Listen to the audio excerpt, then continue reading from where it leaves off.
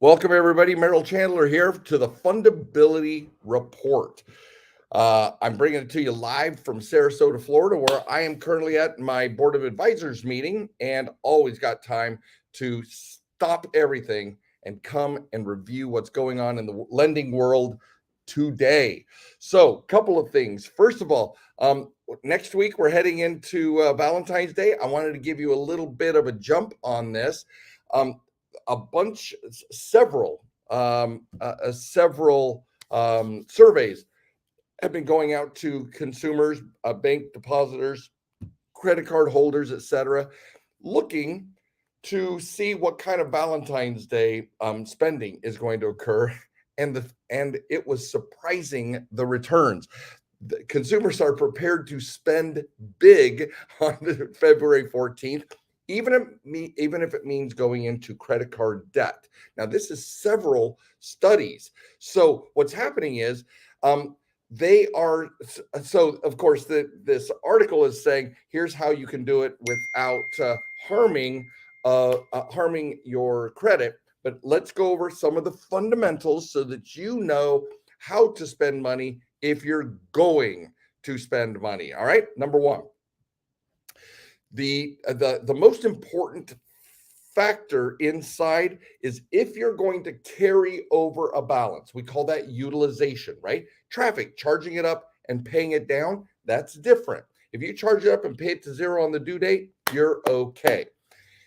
But if you're going to carry a balance because you want to do something, a really nice dinner, a weekend out, even though it's on a Tuesday, February 14th is on a Tuesday, you're doing a weekend, a getaway, right?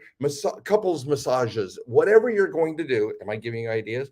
Whatever you're going to do, make sure that if you can split those purchases between different credit cards and not go over 10% on a single credit card, if you're going to carry over a balance.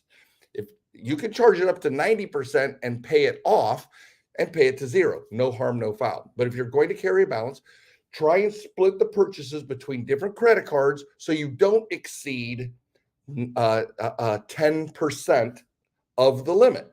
The next threshold is 28% of the, so you can charge one up and leave the others to 28%, or you can charge two or three of them up to 28%. Put the flowers on one, put the massage on another, put dinner on a third.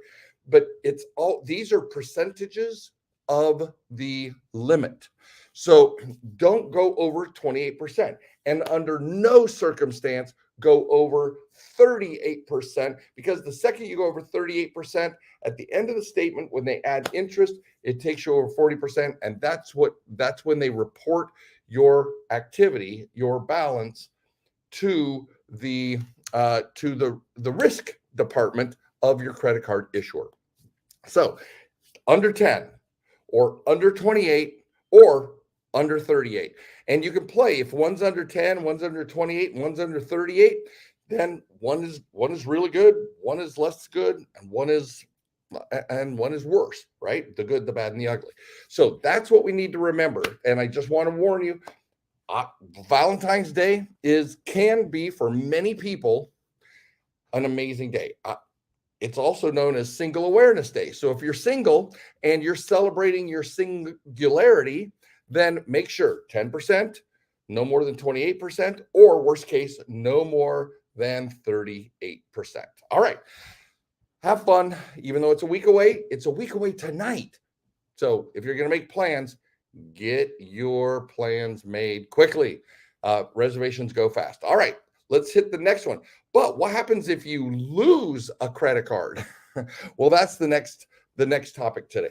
If you lose your credit card or it's stolen and you cancel, what you need to understand is for many credit card issuers, it's taking almost 2 months to issue a new card. But there are a couple of rules I need you to understand. First of all, your credit card number is not the account number. Your credit card number is not your account number with that bank. Let's say you're with Chase. Chase has an account number for you, but then there are credit card numbers. So if one is lost or stolen, then you can replace the credit card number and it doesn't change your account number. This is vital because the age, the importance, the heft, the weight of an importance of that account, that credit card to your credit profile is based on its age. So you don't want to ever close out the credit card because it was lost or stolen. Sometimes people just don't understand how the game is played, and as a result, they lost or stolen card, they close the account thinking to get another one. You have to go through a new application process and you start that card over at zero. So just fill in the blanks here to make sure we don't lose anybody to a lack of education or a lack of sophistication about how the lenders are doing this. All right. So just remember, if it does get lost or stolen, that literally could be 30 days or more. All right. Next, let's take a look at auto lenders. We talked about this last week. Auto lenders are getting scrutinized significantly by the Consumer Financial Protection Bureau for a number of reasons. One of them, finally, we've been putting up a stink. We've been yelling at the system for almost a decade. I've been teaching this process, but remember the whole idea about lenders doing a bunch of inquiries because they have a lender representing all 9 credit versions of FICO, all 3 bureaus and the 3 different software versions for a total of 9. They pull all of these lenders so they can find the worst lender using your worst score or the highest interest rate using the worst score and approve you with that lender. Even though you were approved with a whole bunch of other lenders, you don't know that. They pull all of these credit reports from these different bureaus and the different versions of the FICO auto software, and now you end up with the worst possible interest rate. Well, auto lenders and dealers are being scrutinized because of some of those practices. Another practice that's being drawn, the attention's being drawn to, is that because of the scarcity of automobiles through the pandemic, so many people had to buy their cars at a premium.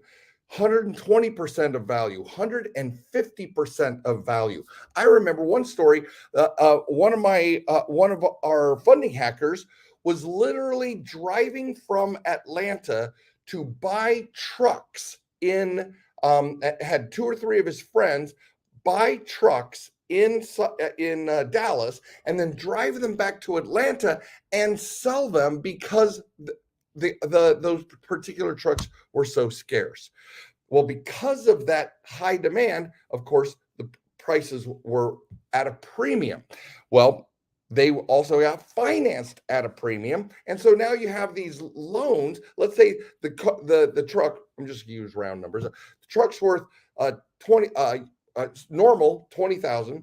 They're charging it, they charged $25,000 or $30,000 and then finance $25,000 or $30,000. Now here's what's interesting. Many of these automobiles, they're now 2 years old, 3 years old. And the auto buyers want to they want to trade in their car. But they're upside down in the value compared to these inflated loans. And so people are walking away from these loans because they don't want to pay the overinflated value because they can't get out of these loans by trading in a car. And as a result, they're getting these automobiles are being repossessed, or voluntary repossessions, where the borrower says, this car is not worth the money that I'm upside down in it. It's not worth the money that I still owe on it, and they're walking away. People's credit reports are crashing as a result, and so there's huge industry and regulatory pressure on these because of these add-on products, the overinflated pricing that was given to the loans, et cetera, et cetera. So be on the watch out for that. And if you have an automobile, please don't. You can be right or you can be happy. Do not walk away from a loan just to spite the lender or the dealer for the way the system was being run back in 2000 and 2001 during the pandemic. Because if you go late, that trade line, your automobile loan is maybe on one or more being reported to all three bureaus. You go late on it, it's going to crash not just your score, but more importantly, it's going to crash your fundability. It's going to crush you. So be very careful. That one's a big deal, you guys. You can be right or you can be happy. Do not walk away from these unless it is absolutely essential to keep your financial boat afloat. All right, finally, we'll close up on this. Sallie Mae is overhauling its credit analytics because charge-offs for Sallie Mae is the government servicer for student loans. There are more and more charge-offs occurring from these loans. And remember, Sallie Mae has to guarantee these loans to the lenders who gave them out. So Sallie Mae is tightening its belt and is overhauling the credit quality analysis because so many student loans are being charged off.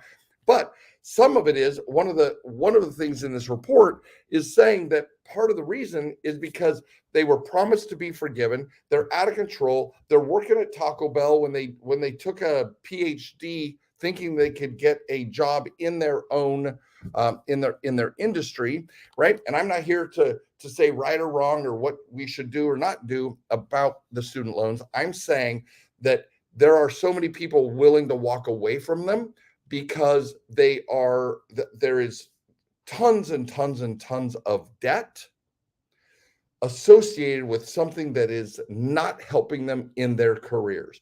Doctors are okay. Attorneys, if they stay in the industry, are okay. The professionals, the ones who are getting licenses, maybe just fine. But folks who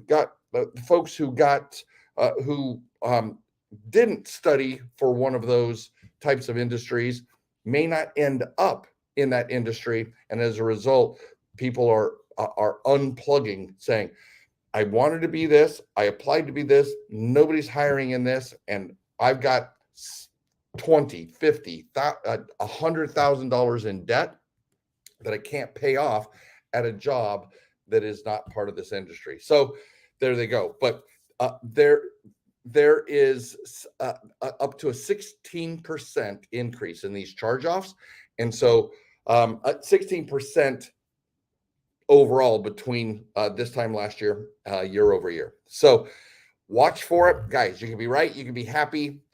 If you're not part of our tribe, you guys need to go to myfundingsystem.com, get educated, find out what your rights are, find out how to protect yourself in these recessionary times, and let's get you taken care of. And then you can bring your questions to the funding hackers on Tuesday and Thursday. When I finish right here, I go into a live Q&A session with our tribe, solving these particular problems, custom answers to your live questions. So make sure you become a part. This is Merrill Chandler signing off. See you next week at the Fundability Report.